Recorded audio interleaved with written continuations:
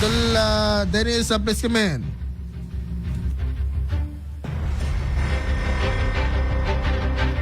Urang ti Maysa nga pagtingan ti Barangay Marcos sa Banna, Ilocos, South Norte.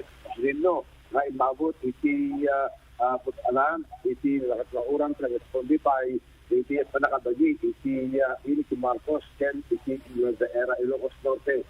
Sigon ti PNP ti nakapagtingan ket sa Kukwa sa Gnagan Elviro Agres ang tinapulog siyam aging iti nakamat nga barangay partikular na uram dati atik iti pagtingan ken na may sa nga stock room ket dagdag gusto sa respondi ti PNP ket na contain apoy dala so iti nasurok 20 minuto nga oras iti isang investigasyon iti PNP umabot iti 159,750 pesos iti valor iti naurang nga pagtingan nga panariman ti panakatariman na kaputalas materials sila doon na pasete na kamar na mapagatengan.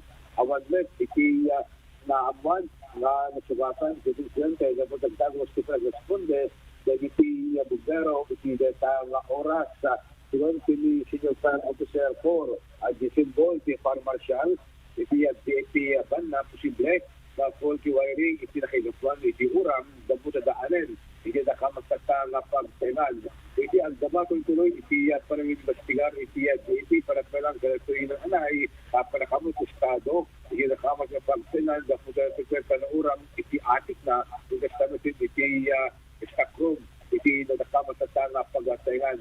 Kapalagit iti DT kada iti umili na masabon iti panang double check iti niya kuryente tapi gastamo naglitan iti panakor iti pagtengan dampo sa iti umang estado season posible tumanan din siya nagkurang 35 probation month sa kibulan iti Marso.